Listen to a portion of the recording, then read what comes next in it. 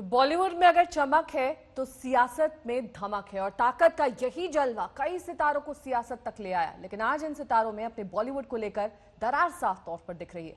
सियासत में चमके बॉलीवुड के सितारे एक दूसरे के खिलाफ मोर्चा संभाल रहे हैं। पार्टी लाइन पीछे छूट गई।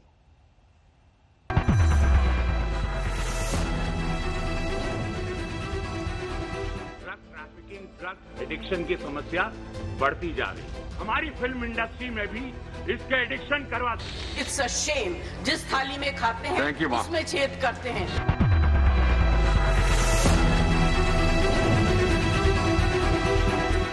तो थाली में मेरे देश के युवा खत्म होंगे तो यस मैं इस थाली को छेद। बात बॉलीवुड पर लगे दाग की हुई तो सितारे बढ़ गए, राय बढ़ गई, कड़वे सच सामने आए तो बॉलीवुड में पहली बार इस तरह की खेमेबंदी देखने को मिली।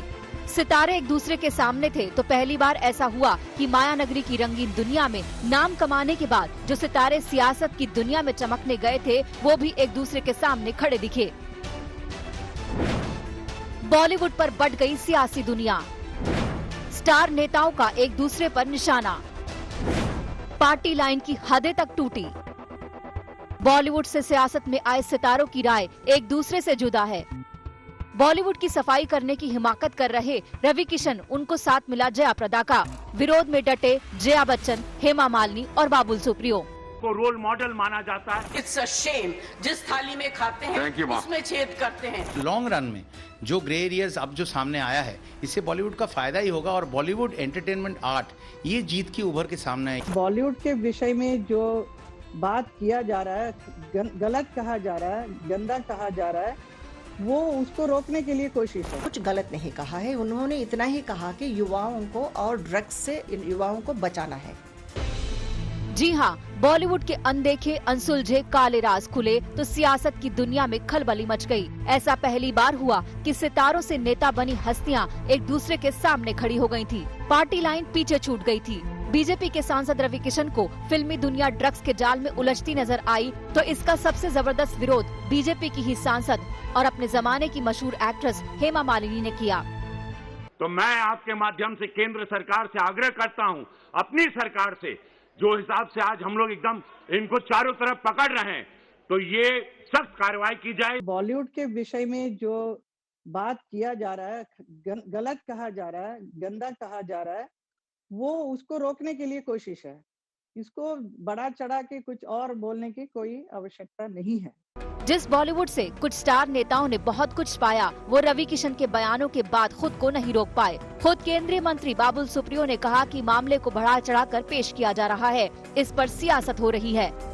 एक इतनी बड़ी सोची समझी साजिशन की largest film industry in the world, उसको प्लान करके कोई खत्म करना चाह रहा है। मेरे ख्याल से लॉन्ग रन में जो ग्रे एरियाज अब जो सामने आया है इससे बॉलीवुड का फायदा ही होगा और बॉलीवुड एंटरटेनमेंट आर्ट ये जीत की उभर के सामने ये आएगी जैसे क्रिकेट के लिए हुआ था। बीजेपी की दो स्टार नेता जया बच्चन और जया प्रदा भी एक दूसरे के सामने थी। I'm not taking a name against the film industry. It's a shame. जिस थाली में खाते हैं उसमें छेद करते हैं। गलत बात है। I need the protection. The industry needs the protection and support of the government. Thank you. Industry में जितना हक जया जी को है, बच्चन परिवार को है, वैसे ही मुझे भी है, वैसे रवि किशन जी को भी है। तो क्या कंगना के बयानों के जरिए इस मामले पर सियासत हो रही है? जुबान कंगना की है, लेकिन क्या पर्दे के पीछे कोई और है जो अपना मकसद साध रहा है? इस तरफ सीधा इशारा मनोज बाजपेयी ने किया।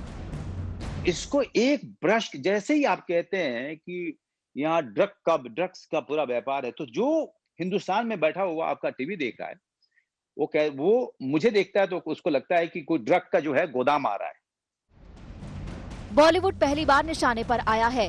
बात निकली है तो दूर तक जाएगी। पहली बार बॉलीवुड से जुड़े किसी मसले पर सीधे आरएसएस ने टिप्पणी की है। ड्रग्स कनेक्शन को लेकर कई सितारों के नाम सामने आ चुके हैं, कई को सम्मान भी हो सकता है। ऐसे में देखना होगा कि बॉलीवुड पर सियासी दुनिया की ये दरार और कितनी चौड़ी होगी। आज तक ब्यूरो।